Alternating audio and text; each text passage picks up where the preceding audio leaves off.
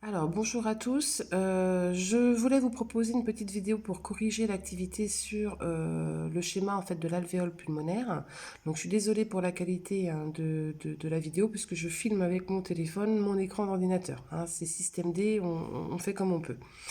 Donc, l'idée c'est qu'en classe, on a vu donc le trajet de l'air dans les poumons. On a vu donc que l'air passait par le nez et la bouche, puis le larynx, le pharynx, la trachée les bronches, les bronchioles et se termine au niveau des alvéoles pulmonaires. Et on s'était posé la question de savoir comment et où le dioxygène passait dans le sang. Et comme l'air en fait finit au niveau des alvéoles pulmonaires, eh ben, on est allé voir de plus près les alvéoles pulmonaires. Donc le dernier cours qu'on a eu en présentiel ensemble, vous avez été observé au microscope des préparations microscopiques d'alvéoles pulmonaires. Donc l'idée c'était de voir que la paroi des alvéoles pulmonaires elle est fine et que on a donc l'air qui est dans l'alvéole et le sang qui est dans les vaisseaux sanguins, on a une certaine proximité. C'est très très proche, hein. L'air et le sang sont quand même très proches, la paroi étant fine, ça permet donc les échanges. Donc l'idée c'était d'aller voir au niveau de l'alvéole pulmonaire ces échanges. De ce fait, vous aviez un schéma et première question, c'était donc de placer 3 légendes dessus. Donc l'idée de placer ces légendes, c'était vraiment de se repérer où on est dans le corps, comment ça pour mieux comprendre son fonctionnement. Donc une fois que ça s'était repéré, on peut déjà attaquer donc les questions. Donc première question, vous demandez une flèche verte pour montrer l'air qui est inspiré et une flèche noire pour montrer l'air qui est expiré. Donc là, pas trop de difficultés quand on s'était rendu compte que l'alvéole contenait de l'air. Donc quand on inspire, l'air donc arrive au niveau des bronches, au niveau des bronchioles et finit dans l'alvéole. Donc je dois avoir une flèche verte comme ceci. Et l'air que l'on expire fait le chemin inverse, donc la flèche noire, c'était dans l'autre sens. Ensuite, on vous demandait donc ah oui, petite chose, effectivement, sur le tableau que vous aviez, on avait une petite des valeurs. Donc ces valeurs vous donnaient le pourcentage de dioxygène qui est mesuré dans l'air inspiré et dans l'air expiré. On constate que j'ai 21% d'oxygène dans l'air que l'on inspire et 16% dans l'air que l'on expire. De ce fait, par déduction, ça veut donc dire qu'il me manque 5% à la sortie. Il y a donc 5% qui est soit dans l'alvéole, soit qui est parti ailleurs. Donc on va garder ça dans un coin de notre tête et on va poursuivre. Donc question suivante, on vous demande de schématiser par une flèche rouge les échanges entre le dioxygène et l'alvéole pulmonaire. En clair, dans quel sens va le dioxygène? Et ensuite, on fera la même chose en bleu pour le dioxyde de carbone.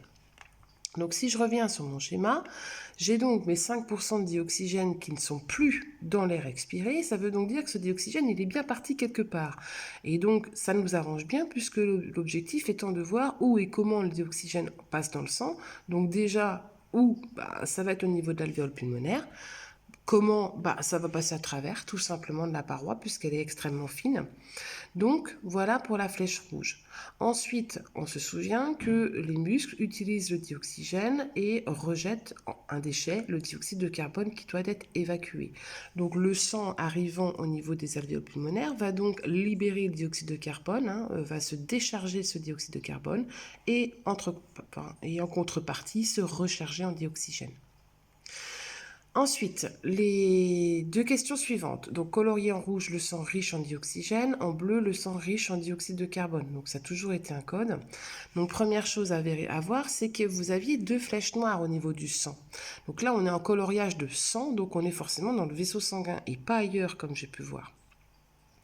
Donc mes 2 flèches là, en fait, vous indiquent le sens de circulation du sang. Donc j'ai du sang qui arrive au niveau de l'alvéole pulmonaire et j'ai du sang qui repart de l'alvéole pulmonaire.